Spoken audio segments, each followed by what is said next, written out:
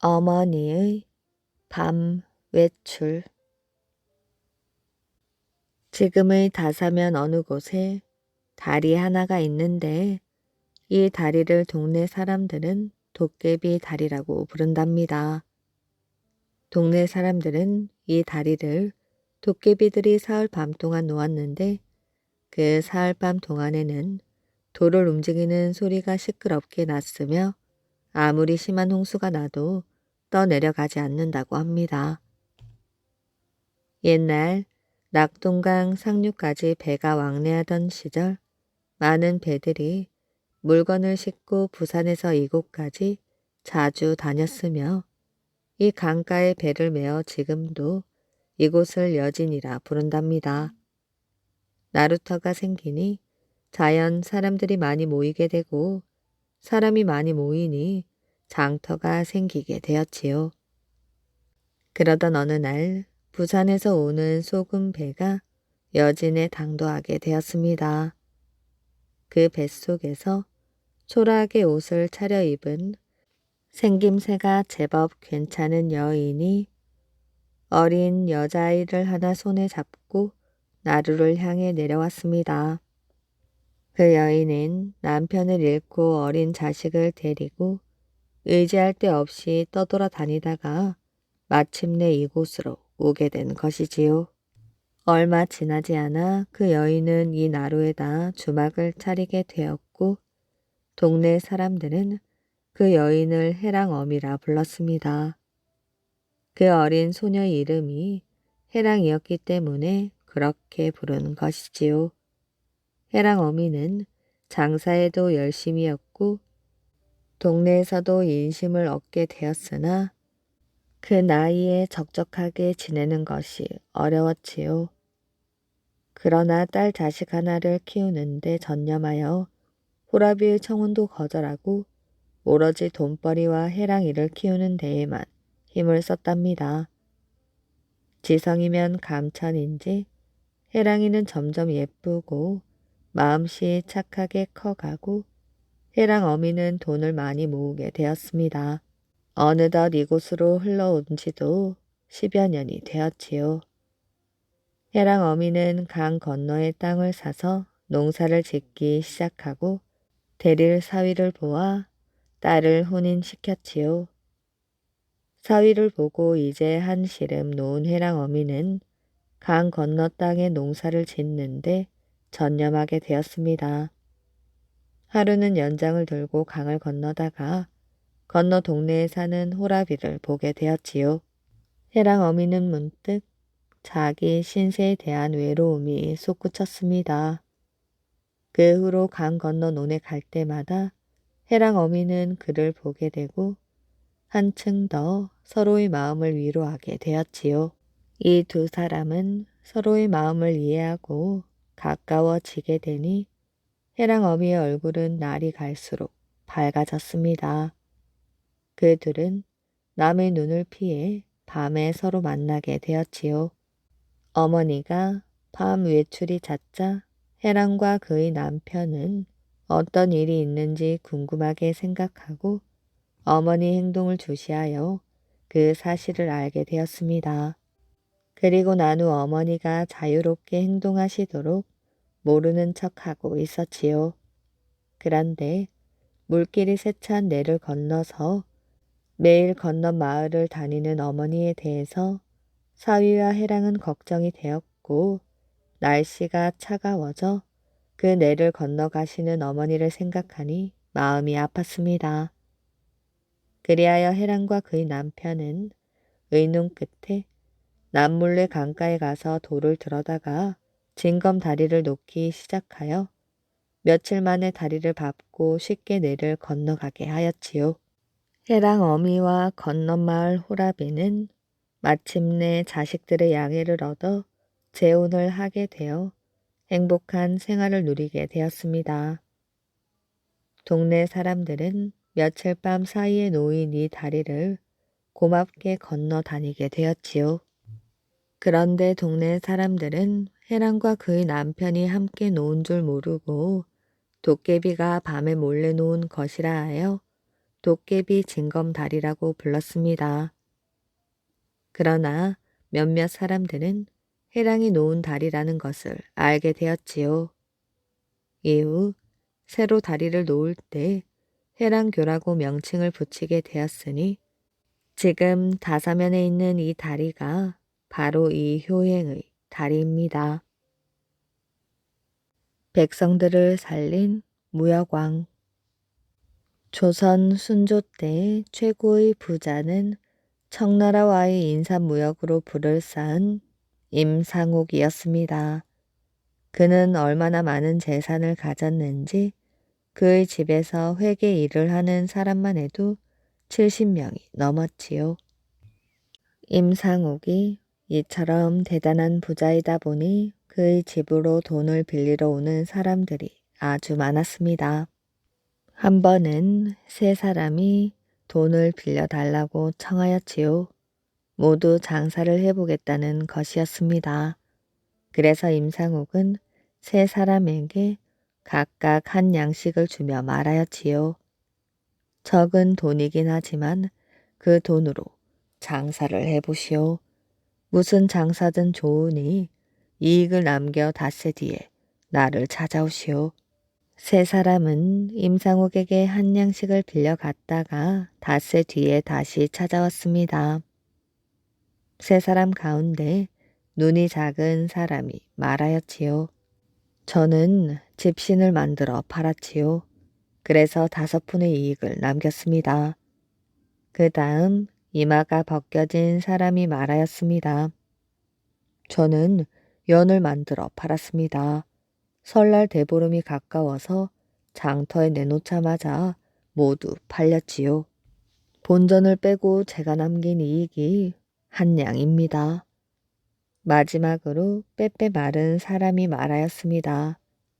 한 양이 어디 돈입니까? 장사 미천으로 삼기에는 너무 적어요.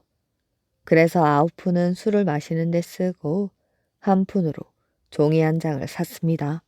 그러고 그 종이에다 절에 들어가 공부나 할 테니 돈 좀 빌려주십시오.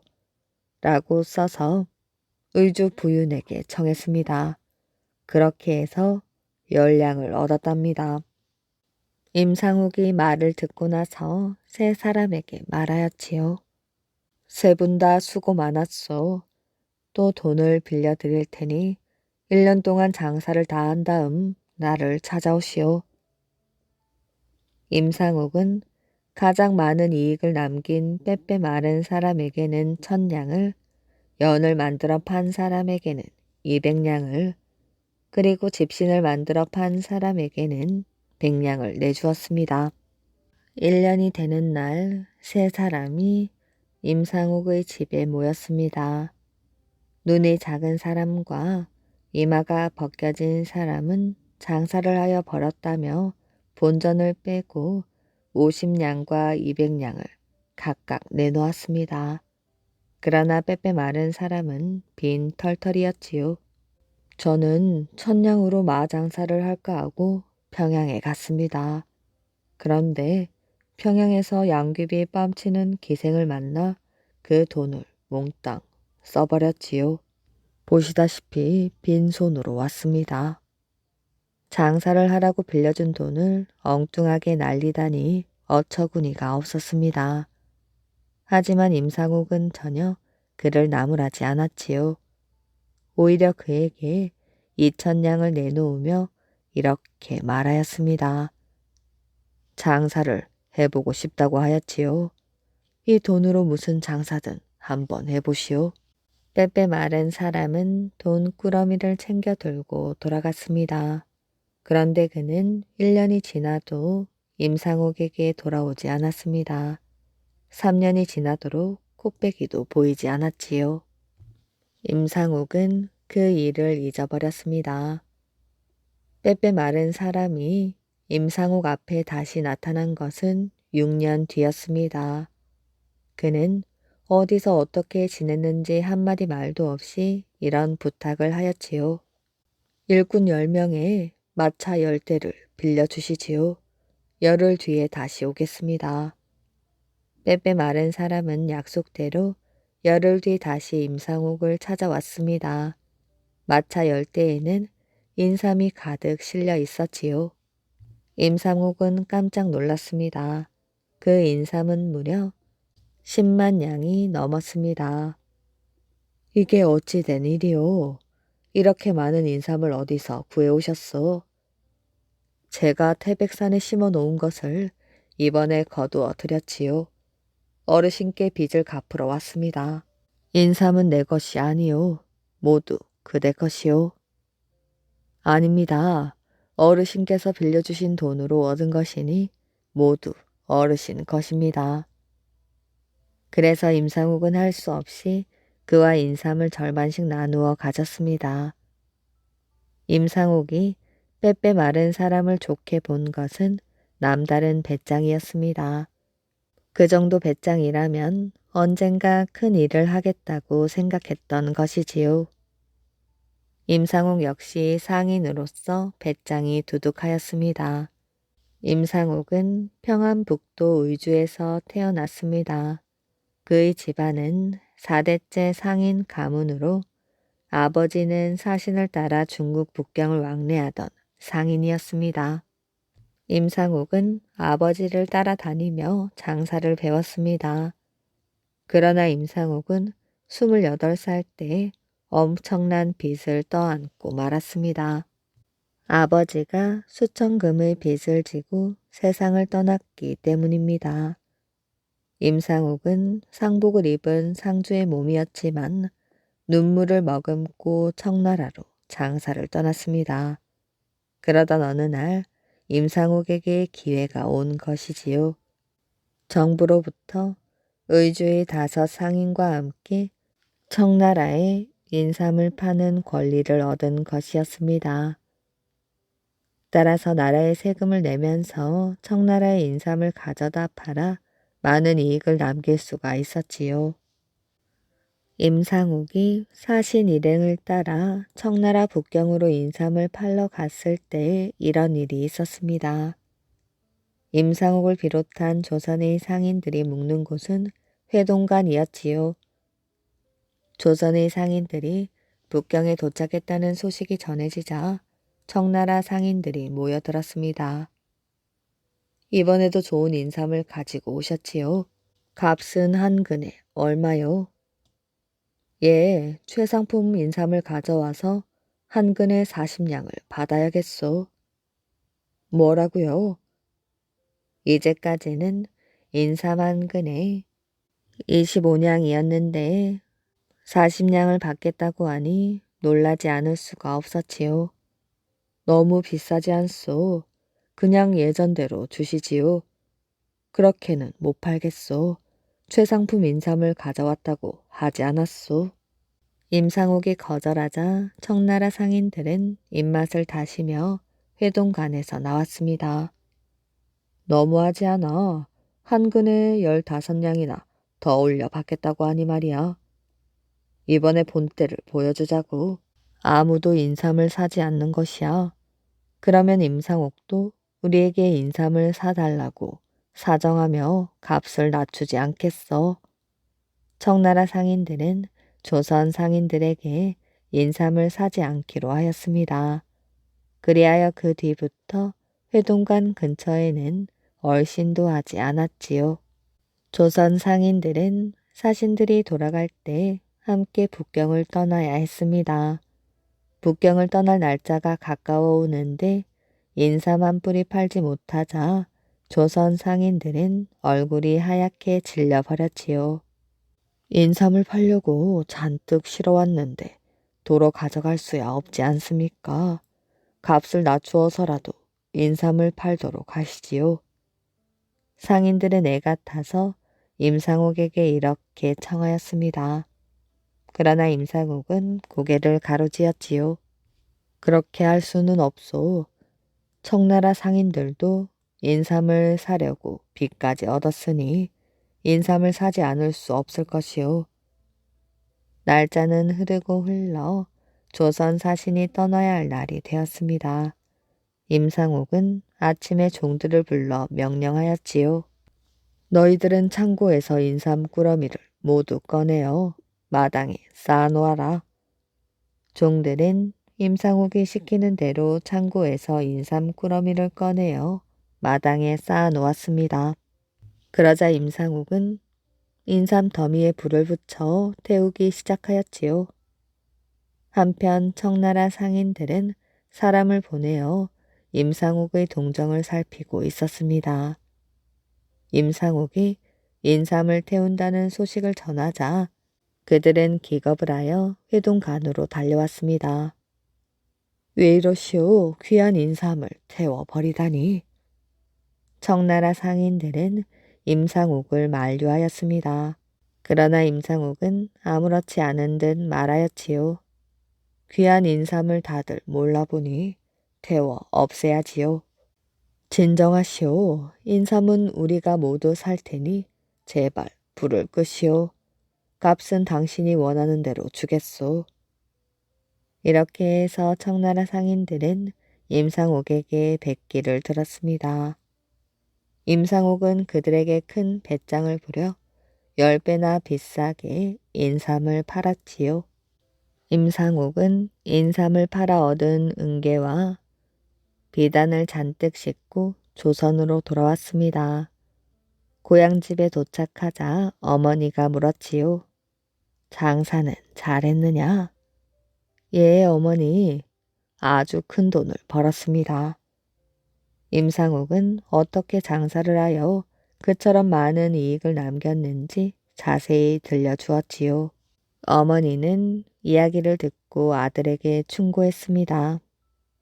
사람들을 속이면서까지 장사를 해서는 안 된다.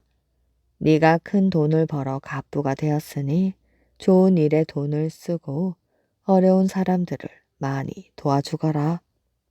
알겠습니다, 어머니.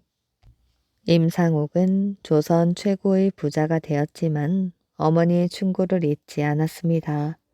그는 많은 돈을 들여 다리를 놓았으며 산성 수리비에 쓰라고 천석의 쌀을 내놓았습니다. 또한 나라의 흉년이 들 때마다 창고 문을 열어 굶주리는 백성들에게 아낌없이 곡식을 나누어 주었지요. 임상옥에 대한 소문은 순조에게까지 전해졌습니다. 임상옥이라는 부자가 백성들을 구하는 일에 앞장섰다고? 참으로 의로운 부자로구나. 그런 사람에게 고을을 맡긴다면 얼마나 잘 다스리겠느냐. 그를 곽산 군수로 임명한다. 순조 33년 임상옥은 곽산 군수가 되었습니다. 그는 임금이 예상한 대로 백성들을 위하여 선정을 베풀었습니다. 보릿고개 때에는 백성들에게 양식을 나누어 주었으며 쌀 생산량을 늘리기 위하여 농사 기술을 가르쳐 주었습니다. 그러던 어느 날 의주 고을에 큰 홍수가 났습니다. 2000세대의 집이 물에 떠내려 갔으며 파수막도 물에 떠내려 갔습니다. 물에 빠져 목숨을 잃은 사람이 16명, 수재민이 수천 명에 이르렀습니다. 임상옥은 고향 사람들이 겪는 고통을 외면할 수 없었습니다. 그는 여느 때와 마찬가지로 창고 문을 열어 백성들에게 곡식을 나누어 주고 옷과 생활 필수품을 구해 주었지요. 임상옥의 선행은 또다시 대궐에까지 알려졌습니다. 참으로 훌륭한 수령이로구나. 자기 재산을 털어 수해를 당한 고향 사람들을 구제하다니. 순조는 임상옥을 칭찬하며 구성 부사에 임명했습니다. 그러나 임상옥은 곽산 군수보다 높은 벼슬인 구성 부사를 계속 맡을 수가 없었지요. 천한 상민을 부사에 임명한 것은 옳지 않은 일입니다. 임상옥을 벼슬 자리에서 물러나게 해야 합니다. 이런 내용의 상소가 조정에 올라오자 임상옥은 스스로 벼슬을 그만두었습니다. 그 뒤 임상옥은 가난한 백성들을 도와주면서 시를 지으며 여생을 보냈다고 합니다. 벼슬금. 경기도 안성에 약 50평가량 되는 못이 있으니 이 못이 고지입니다. 옛날 이 마을에 고몽룡이라는 사람이 있었는데 그는 부친이 돌아가시자 직관을 불러 묘자리를 정하였지요. 그런데 직관이 말하기를 이곳에 매장을 한 후 벼 한 말을 찧어 쌀이 다시 한 말이 되거든 큰 일을 시작하시오. 라고 말하였지요. 그는 쥐간이 정해준 터에 장사를 지냈습니다. 그런데 그 후로 고몽룡의 가세가 점점 번영했을 뿐만 아니라 신기하게도 몽룡의 손금에는 벼슬금이 점점 자라 가운데 손가락 셋째 마디까지 올라갔습니다. 그것을 본 그는 임금이 되려면 손금이 손가락 끝까지 올라가야 한다는 말을 듣고 일부러 칼로 손가락을 째어 손금을 만들었지요. 그리고 그의 농사를 지어 쌀이 되어 보니 벼 한 말에서 쌀이 9홉이 나왔습니다. 이것을 보자 그는 한 홉쯤 부족한들 어떠랴 하고 임금이 되어 보고자 군사들을 모아 길을 떠나려고 하는데 그의 누이가 굳이 말리며 그를 달랬습니다. 한 해 농사를 더 지어 때를 기다리는 것이 좋겠어. 그러나 그는 누이 말이 귀에 거슬려 대장부가 큰 일을 하려고 길을 떠나는데 무슨 참견이야? 옆에 찬 칼을 빼 누이 목을 베어버리고 길을 떠났습니다. 이리하여 그가 평택을 지나가고 있는데 가던 군사들의 말굽이 갑자기 땅에 붙어 떨어지질 않아 쩔쩔매고 있는 판에 관원들에게 발각이 되고 말았습니다. 그리하여 나라에서는 군사를 몰아 몽룡의 군사를 쳤고 그들은 산산이 흩어지고 말았지요. 그리하여 몽룡은 패하고 말았습니다. 그 뒤 관군은 몽룡의 가족은 물론 근친까지도 멸족을 시키고 몽룡을 잡으려고 하였으나 그의 행방은 묘연할 뿐이었습니다. 관원들은 그의 집안을 이잡듯 샅샅이 뒤졌는데 그가 거처하는 방 선반 위에 큰 곤충 한 마리가 있었지요.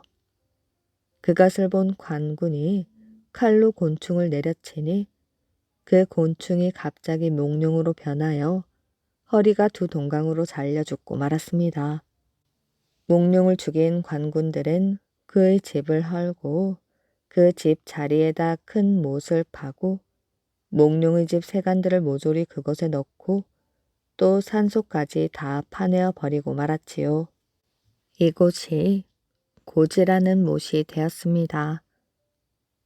그리고 그 근방 사람들은 그 고지의 물을 퍼내지 않는다고 하는데 어느 해 가뭄이 너무 심하여 이 마을에 사는 한 농부가 이 못에 물을 퍼서 논에 대다가 못 물이 거의 없어질 쯤 전에 내려오는 전설도 있고 하여 한번 못 속을 볼까 하고 물을 모두 퍼내자 벼랑간 벼락이 치며 소나기가 내리 퍼부었습니다. 겁이 난 농부는 물 퍼내기를 그만두고 동네로 뛰어가다가 벼락을 맞아 죽었다고 합니다. 이리하여 이 못 바닥은 아무도 보지 못한다고 전해 내려오고 있습니다. 네티나무 총각. 옛날 어느 마을에 할아버지와 할머니가 단둘이 살고 있었습니다. 농사를 짓고 살고 있었지요. 그런데 한 해 겨울엔 눈이 너무 많이 와서 마을 사람들이 나무를 못하였습니다. 겨울에는 그저 아궁이에 나무를 듬뿍듬뿍 집어넣고 군 불을 넉넉하게 떼야 방이 뜨끈뜨끈하여 잘 지내었지요. 그런데 뗄 나무가 없으니 모두들 추위에 떠는 것이었습니다. 이 마을에 오래 묵은 느티나무가 한 그루 있었습니다. 마을 젊은이들이 그 느티 나무라도 베어다 떼야겠다고 도끼와 톱을 들고 나서는 것이었습니다. 할아버지가 그것을 보고 말하였지요. 여보게들, 그 나무는 오랫동안 우리 마을 사람들이 위하던 나무라서 베면 안 되네. 그럼 뗄감은 없고 눈은 이렇게 쌓였고 어떻게 해요? 정 그러면 우리 집 행랑채를 헐어다 나눠 떼게나. 행랑채는 머슴이 들어 사는 집인데 그걸 헐어서 기둥이고 석가래고 뗄감으로 쓰라는 것이었지요. 그 말을 듣고 할머니가 걱정을 하였습니다. 내년 봄에는 머슴을 들여야 할 텐데 그것을 헐어버리면 어떻게 해요? 그래도 할아버지는 어림없었지요. 죽은 나무라면 모를까 산 나무를 함부로 베면 못 써요. 저 나무가 없으면 여름에 마을 사람들이 어딜 가서 땀을 씻긴단 말이오. 그러니 아무 말 말고 우리 집 행랑채를 헐어다 떼게나. 그러니 마을 젊은이들은 느티나무는 그냥 두고 할아버지네 행랑채를 헐었습니다. 집을 허니 나무가 많이 나왔지요. 그래서 모두들 겨울을 잘 났답니다. 그렇게 하고 나서 이듬해 봄이 되었습니다. 봄이 되니 농사를 시작해야 할 것 아니에요. 할아버지 할머니는 늙어서 농사질 힘이 없으니 일 잘하는 머슴을 구해야 했습니다. 그런데 머슴이 살 행랑채를 헐어버렸으니 이를 어쩌겠어요? 아무도 머슴 살겠다고 찾아오는 사람이 없었답니다. 할머니가 말하였지요. 그것 봐요. 행랑채가 없으니 머슴도 못 들이지. 이제 올해 농사는 어떻게 할 거예요? 머슴이 없으면 우리가 농사를 짓지.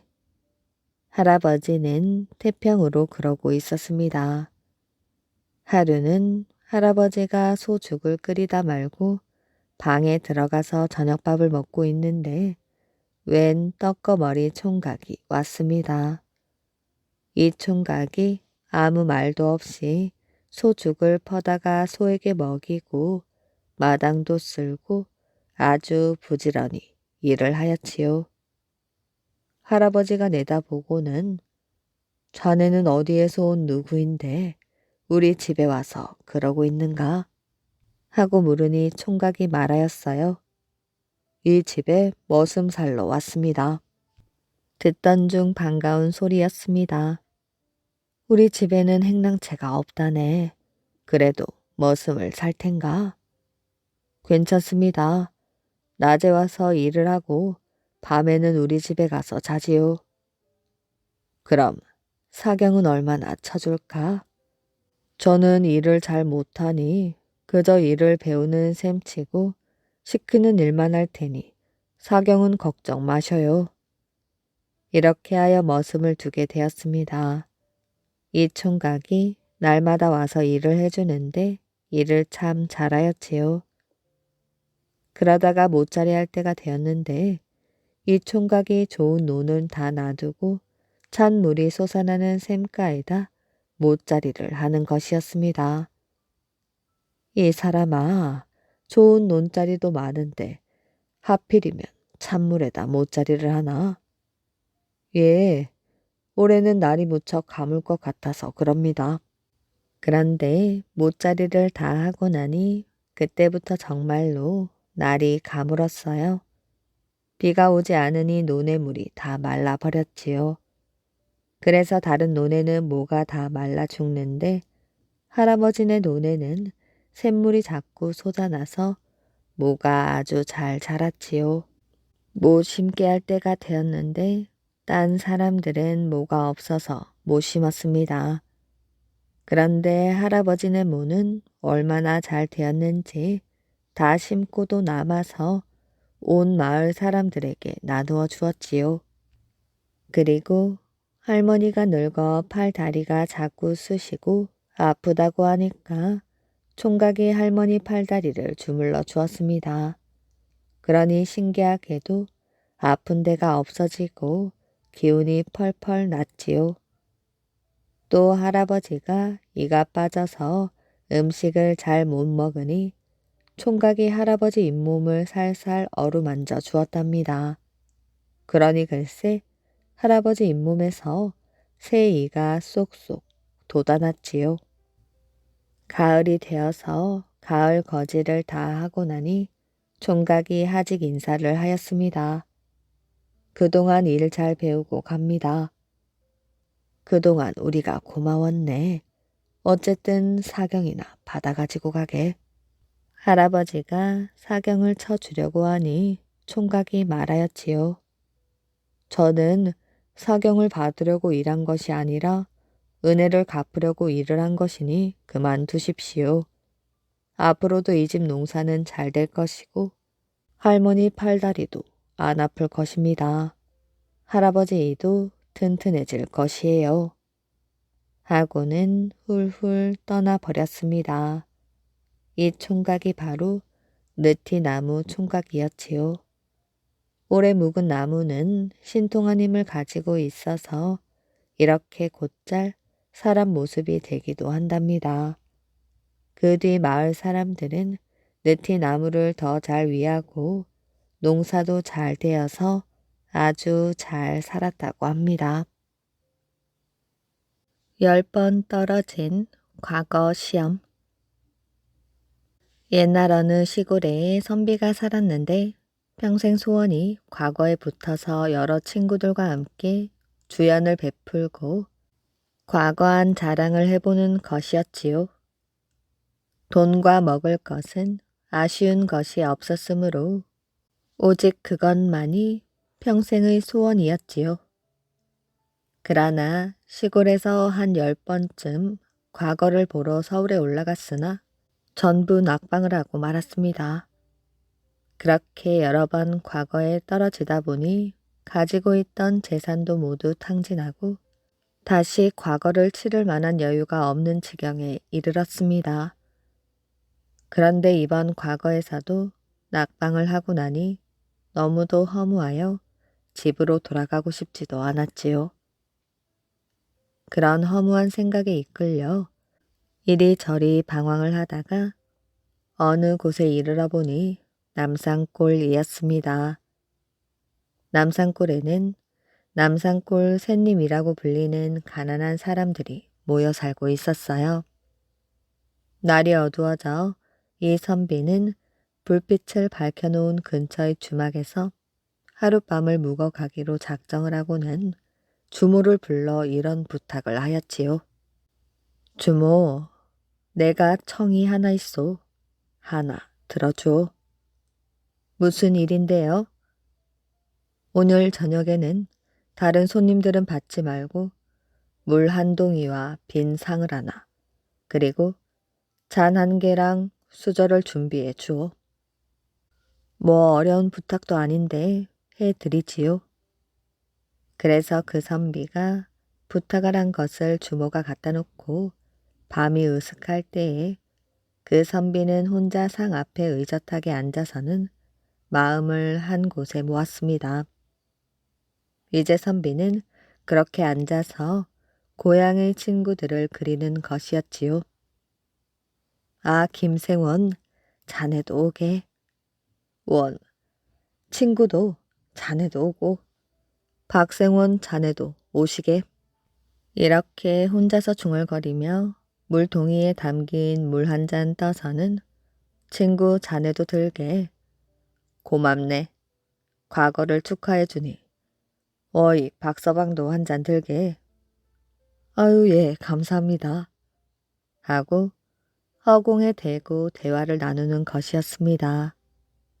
마치 그 선비는 과거에 합격하여 고향에 돌아가 주연을 베풀고 여러 친구들과 술을 마시며 축하를 받는 것처럼 흉내를 내고 있었습니다.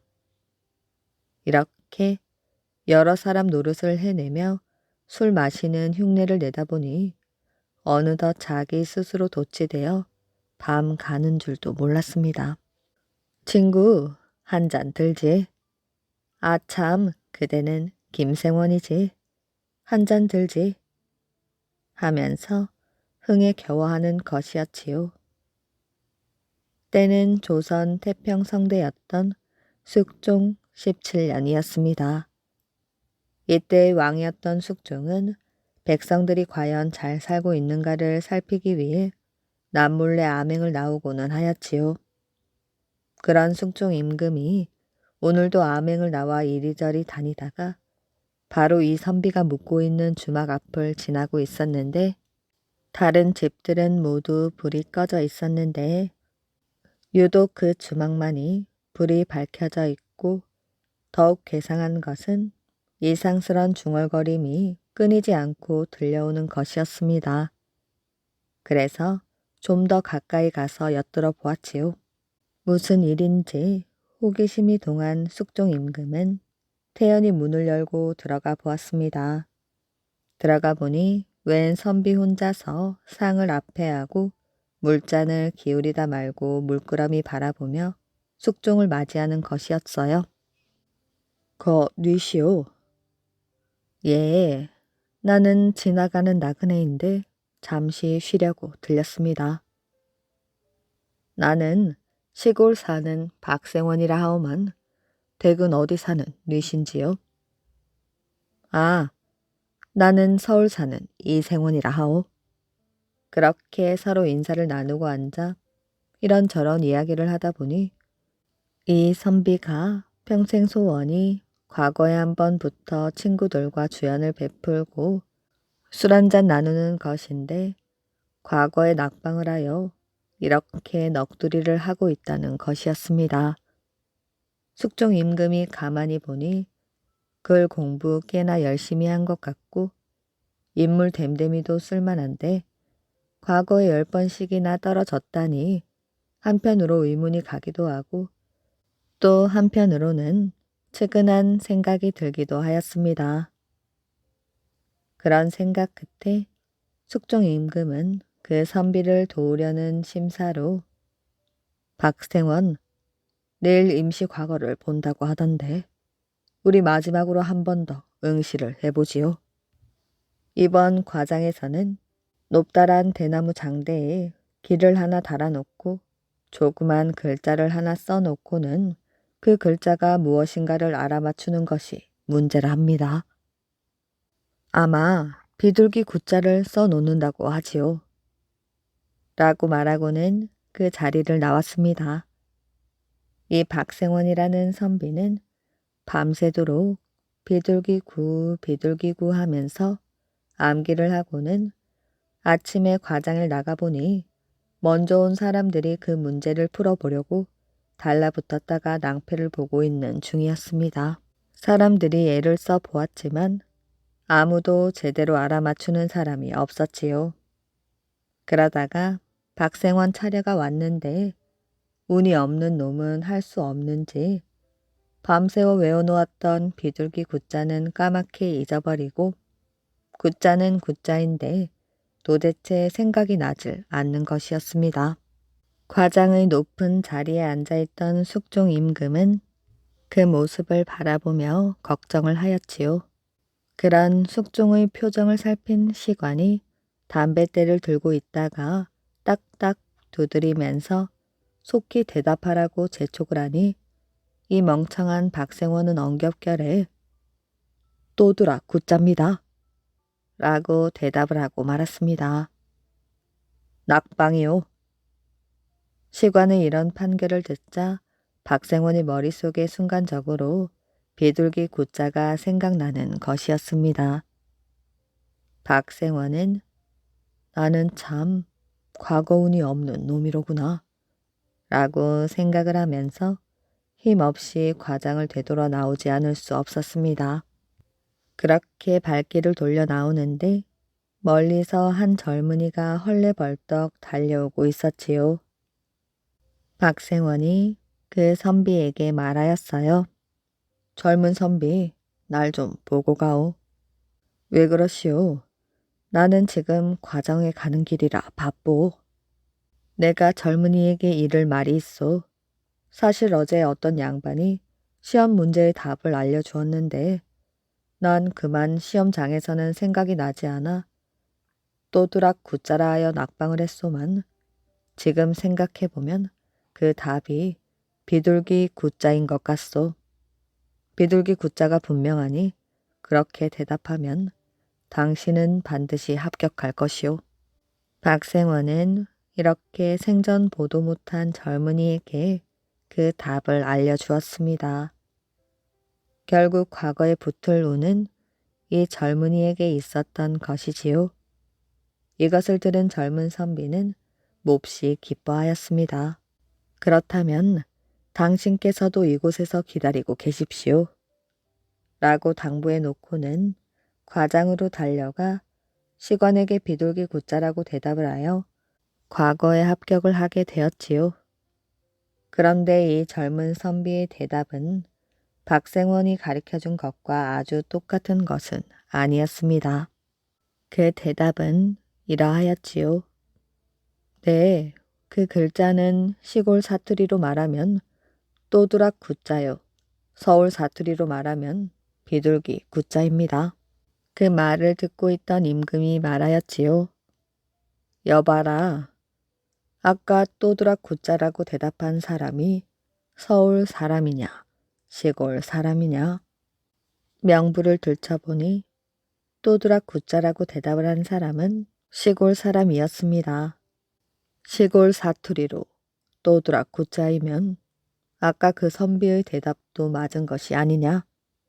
그래서 비둘기 굿자를 또두락 굿자라고 대답을 한 박생원도 과거의 젊은 선비와 함께 합격을 하게 된 것입니다.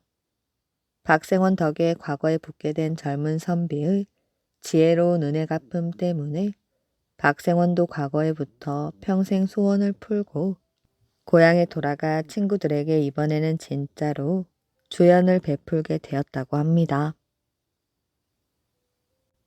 정직한 총각. 옛날 어느 마을에 정직한 총각이 살았습니다. 그 총각의 집은 가난했기 때문에 날마다 산에서 나무를 해다 팔곤 하였지요. 어느 날 나무를 팔고 돌아오던 총각은 길가에서 이상한 주머니 한 개를 주었습니다. 풀어보니 주머니 안에는 돈 2냥이 들어 있었지요. 정직한 총각은 돈 임자가 찾아오기를 기다리며 그 자리에 앉아 있었습니다. 무더운 여름날이라 총각의 몸에서는 땀이 철철 흘러내리고 있었지요. 주위에는 더위를 피할 나무 한 그루도 없었습니다. 그래도 총각은 끈기 있게 앉아 있었어요. 저녁 때가 다 되어서야 웬 사람이 길가를 두리번거리며 정신없이 오고 있었습니다. 무엇을 찾고 있습니까? 돈주머니를 잃어버렸는데 너 혹시 보지 못했느냐? 예, 바로 제가 주워가지고 이렇게 임자를 기다리고 있었습니다. 총각은 반가워하면서 돈 주머니를 허리춤에서 꺼냈습니다. 그때 나무를 판 총각의 돈 2푼이 짤랑하고 땅에 떨어졌지요. 총각은 그 돈을 집어 다시 허리춤에 넣었습니다. 돈을 잃었던 사람은 제 주머니의 돈을 세어 보았지요. 그건 분명 제가 잃었던 2냥 그대로였지요. 그래도 욕심 많은 그 사람은 총각의 돈 2푼까지 빼앗고 싶은 욕심이 생겼습니다. 아니, 너 방금 그 돈 2푼은 왜 집어넣는 것이냐? 그 돈도 이 주머니에서 떨어진 것인데. 아닙니다. 이 2푼은 제가 나무 팔아번 돈입니다. 이런 발칙한 놈을 보았나? 그래, 돈 주머니를 주워준 값을 받아먹겠단 말이냐? 돈을 잃었던 사람은 눈을 부릅뜨고 큰 소리를 쳤습니다. 그렇다고 해서 총각이 제 돈 2푼을 쉽사리 내주지 않았지요. 돈 없이 들어가면 당장 온 식구들이 굶을 판이었기 때문입니다. 두 사람이 길가에서 서로 다투는데 지나가던 사람들이 하나둘 모여들게 되었지요. 돈 잃었던 사람은 안타까운 낯빛을 지으며 여러 사람들이 공정하게 판결해 달라고 말했습니다. 사람들은 두 사람에게 어떻게 된 일인지 자세히 물어보았지요. 한 노인이 돈 잃었던 사람에게 다시 한번 물었습니다. 당신의 주머니에는 돈 2냥 2푼이 들어있었소. 분명합니다. 틀림없이 2냥 2푼이 들어있었습니다. 노인은 총각에게 다시 물었습니다. 이복에 그 주머니에 2냥이 들어있었나? 예, 분명합니다. 꼭 2냥이 들어있었습니다. 두 사람의 말을 다 듣고 난 노인은 자기가 한 번 더 세어보겠노라며 돈 주머니를 달래가지고 엄숙하게 말했습니다. 총각이 돈 2푼을 탐을 내었다면 돈 주머니를 주어가지고 이 삼복 더위의 주인을 찾아주자고 이렇게 기다리지 않았을 테지요. 그러니 총각이 주운 이 돈 주머니는 당신 것이 아니오. 분명 여기에는 2냥이 들어있지 않소. 2냥 2푼이 들어있는 당신의 돈 주머니는 딴 데 떨어져 있을 것이오. 저물기 전에 어서 가서 찾아보시오. 모여 섰던 사람들도 저마다 노인의 말씀이 옳다고 말했습니다. 돈을 잃었던 욕심쟁이는 사람들의 기세에 겁을 먹고 허둥지둥 달아나고 말았습니다. 사람들은 그 돈 주머니를 정직한 총각에게 억지로 주어 보냈답니다. 사이 좋은 세 사람. 옛날 어느 마을에 세 사람이 한 동네에 살았습니다. 한 사람은 머리 부스럼쟁이고 한 사람은 눈병 앓는 눈곱쟁이고 한 사람은 코 흘리개였습니다. 머리 부스럼쟁이는 머리에 부스럼이 많이 나서 가려우니 밤낮 머리 긁는 게 일이고 눈곱쟁이는 눈에 눈곱이 많이 끼어서 파리가 많이 꿰니까 밤낮 손을 휘저 파리 쫓느라 정신을 못 차리고 코 흘리개는 시도 때도 없이 콧물이 줄줄 흐르니까 밤낮을 코를 훌쩍거리면서 소매 끝으로 코를 문질러 대느라 딴 일을 못하였지요. 그런데 이 세 사람은 만나기만 하면 서로 헐뜯느라고 바빴답니다. 너는 왜 그 모양이야? 밤낮 지저분하게 머리나 긁어대고. 그러는 너는 파리 쫓느라고 손이 한시도 가만히 있질 못하니 그게 무슨 꼴이야? 아서라, 저렇게 밤낮 코나 문지르는 놈보다 내가 낫지. 그렇게 제 흉은 모르고 서로 나무라기만 하였지요. 그러다가 하루는 이 세 사람이 한자리에 모여 있었는데 마침 동네 잔치집에서 떡 한 그릇이 왔습니다. 세 사람은 서로 다투다가 내기를 하기로 하였지요. 무슨 내기를 했느냐면 오래 참기 내기를 하였습니다. 머리 부스럼쟁이는 머리를 긁지 않고 눈곱쟁이는 파리를 안 쫓고 코 올리개는 코를 안 문지르고 그러고 얼마나 오래 견디나 하는 내기였지요. 누구든지 더 오래 참는 사람이 떡을 다 차지하기로 하였습니다. 셋이서 꾹 참고 가만히 있었지요. 그런데 한참 동안 그러고 있으니 셋 다 죽을 맛이었습니다. 부스럼쟁이는 머리가 근질근질 가려워서 견딜 수가 없고 눈곱쟁이는 동네에 사는 파리란 파리는 다 모여들었는지 파리가 달라붙어 죽을 맛이었고 코 흘리개는 콧물이 턱 밑까지 줄줄 흘러내려 못 견뎌 하였지요. 참다 참다 못 참아서 먼저 머리 부스럼쟁이가 꾀를 썼답니다. 머리를 긁지 말라는 법은 있어도 말을 하지 말라는 법은 없으니 슬그머니 이야기를 꺼내는데, 이보게들, 내가 어제 나무를 하러 산에 가지 않았겠나.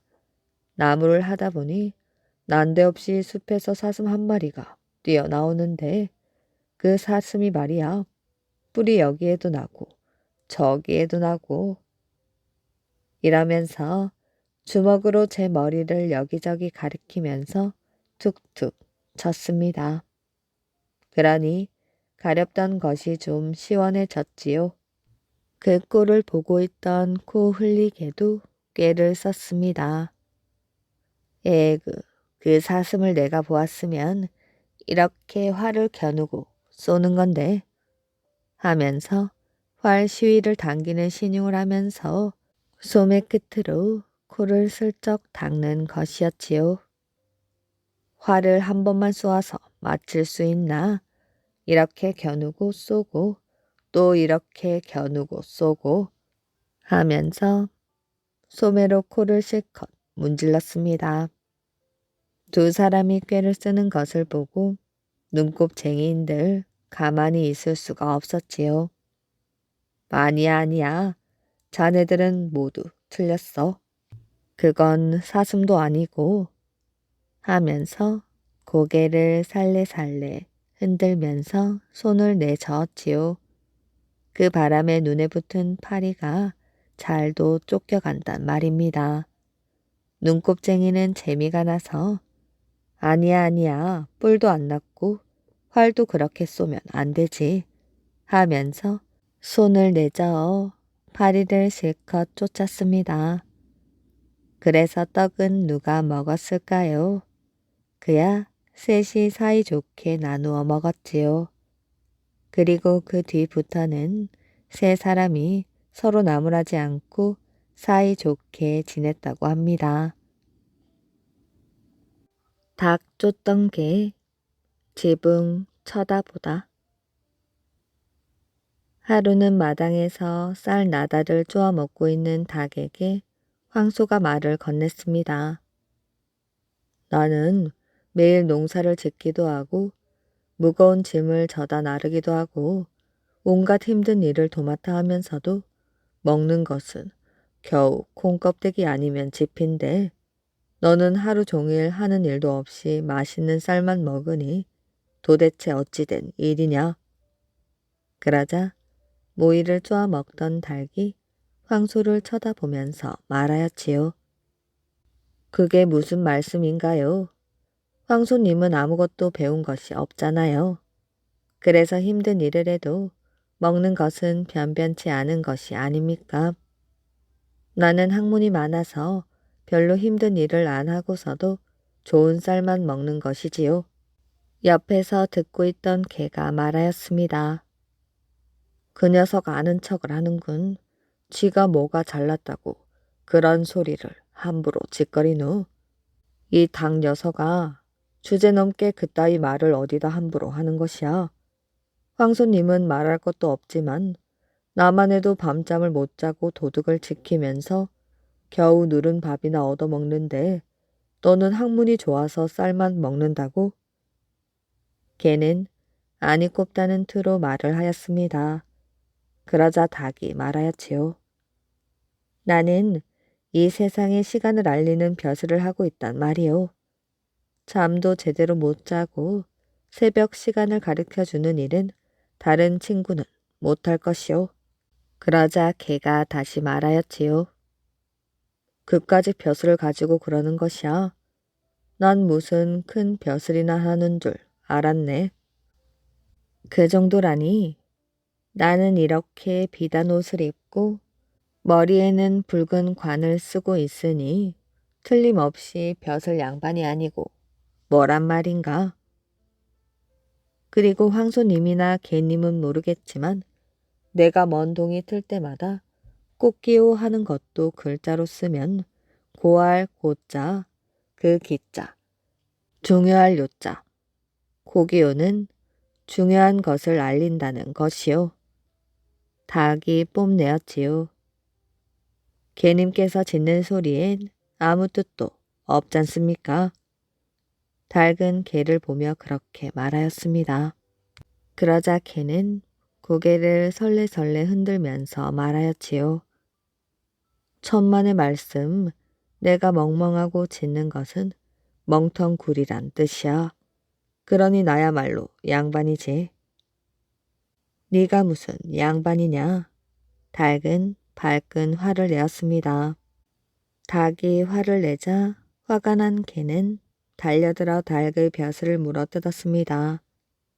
그러자 닭은 획 뿌리치고 지붕으로 올라가 개를 내려다보고 말하였지요. 이놈아, 여기는 올라올 수 없지? 하니 개는 닭을 놓치고 멍하니 지붕만 쳐다보고 있었습니다. 지금의 닭의 벼슬이 톱날처럼 생긴 것은 그때 개에게 물린 자국이라고 합니다. 오늘의 이야기는 여기까지입니다. 이야기 재밌게 잘 들으셨나요? 오늘도 편안한 밤 되시길 바랍니다.